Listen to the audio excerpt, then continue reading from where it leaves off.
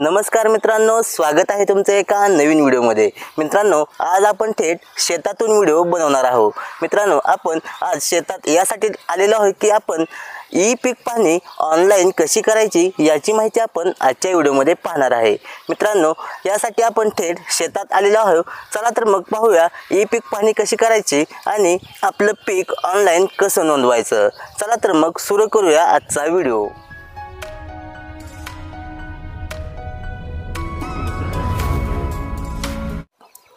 यासाठी सर्वप्रथम प्ले स्टोअरमधून ई-पीक पाहणी हे ॲप्लिकेशन इन्स्टॉल करून घ्यायचं आहे। ॲप्लिकेशन इन्स्टॉल झाल्यानंतर ॲप्लिकेशन ओपन करायचं आहे। आता आपल्यासमोर अशा प्रकारचा इंटरफेस ओपन होणार आहे। इथे आपण सुरुवातीला आपला जो महसुलाचा विभाग आहे तो विभाग इथून निवडायचा आहे।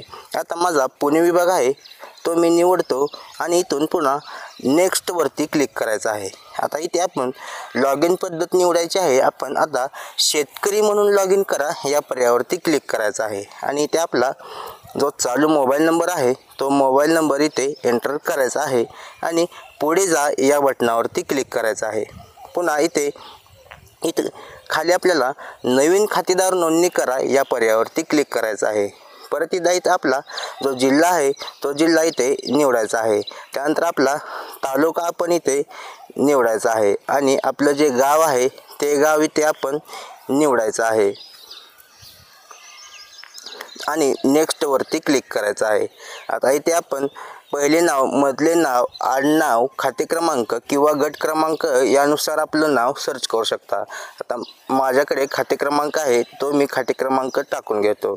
इथे खाते क्रमांक टाकून शोधा या पर्यायावरती क्लिक करायचं आहे। आता इथे बघा खातेदार आपला आलेला आहे। इथे खातेदार निवडावरती क्लिक करून खातेदार निवडायचा आहे आणि नेक्स्ट वरती क्लिक करायचं आहे।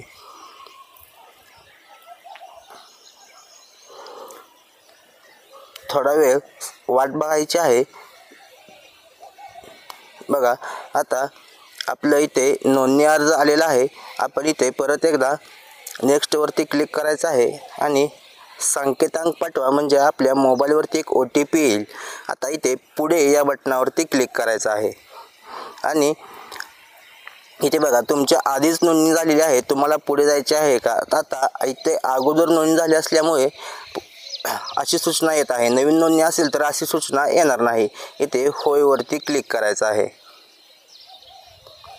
आता इथे बघा खातेदार इथून निवडायचा आहे आणि संकेतांक जो 4 अंकी आहे तो आता इथे बघा संकेतांक विसरलात यावरती आपण इथे 9102 हा संकेतांक आहे तो इथे टाकून घ्यायचा आहे आणि नेक्स्ट वरती क्लिक करायचं आहे। आता बघा आपल्यासमोर असा इंटरफेस ओपन झालेला आहे। इथे आपण पीक माहिती नोंदवा या पर्यायावरती क्लिक करायचं आहे आणि इथून हा जो खाते क्रमांक आहे तो निवडायचा आहे। त्यानंतर जो गट नंबर आहे तो निवडायचा आहे। आता जमिनीचे एकूण क्षेत्र बघा 0.51 आहे आणि इथे पोट खराब काही नाही। तर हंगाम जो आहे तो हंगाम बघा संपूर्ण वर्ष किंवा उन्हाळी हंगाम तुम्ही निवडू शकता। आता माझा उन्हाळी हंगामाचं मला पीक पाण्याची नोंद करायची आहे तो मी इथे निवडतो आणि पिकाचा वर्ग निर्भय पीक आहे आणि निर्भय प्रकारचा पीक आहे आणि पिकाचं जे नाव आहे ते मका, साधी मका आहे जी की धान्यासाठी आहे आणि किती आहे तर 1 एकर इथून क्षेत्र मी पेरलेलं आहे। जलसिंचनाचे साधन माझ्याकडे सध्या नदीवरून जलसिंचनाचे साधन आहे आणि मी एप्रिलमध्ये याची लागण केलेली आहे। आता किमान आधारभूत किंमत योजनेअंतर्गत विक्रीसाठी नोंदणी करायची आहे काय? जर तुम्हाला विक्रीसाठी नोंदणी करायची असेल तर होय वरती क्लिक करायचं आहे, नसेल तर नाही वरती क्लिक करायचं आहे आणि पुढे जा यावरती क्लिक करायचं आहे। आता इथे बघा सिंचन पद्धती आपली निवडायची राहिलेली आहे। आता माझे प्रवाही सिंचन आहे ते मी निवडतो आणि नंतर पुढे जा या पर्यायावरती क्लिक करायचं आहे।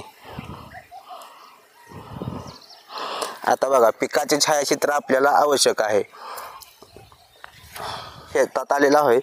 आता इथून पिकाचे जे फोटो आहे तो पिकाचा फोटो इथून घ्यायचा आहे आणि ओके वरती क्लिक करायचं आहे आणि परत एकदा अजून एक फोटो पिकाचा आपल्या घ्यायचा आहे बघा लाईव्ह फोटो आपण पिकाचा घेतलेला आहे आणि इथून बघा इथं संपूर्ण माहिती आलेली आहे, ती एकदा आपण व्यवस्थित पाहायची आहे। इथे आपला पीक पाहणीचा दिनांक, आजचा दिनांक आलेला आहे, खाते क्रमांक, गट नंबर सर्व आलेला आहे। इथून आपण कन्सेंट आहे तो ॲक्सेप्ट करायचा आहे आणि पुढे जा या पर्यायावरती क्लिक करायचं आहे। आता इथे बघा ऑलरेडी पीक पाणी नोंद झाली असल्यामुळे आपल्या खात्यावर पीक नोंदवण्यासाठी क्षेत्र शिल्लक नाही। आता इथे पुढे जा नंतर ऑटोमॅटिक आपलं पीक पाण्याची नोंद 48 तासामध्ये होणार आहे। अशा प्रकारे तुम्ही तुमचं जे पीक पाण्याची नोंद आहे ती पीक पाण्याची नोंद करून घ्यायची आहे। धन्यवाद मित्रांनो, जय हिंद, जय महाराष्ट्र।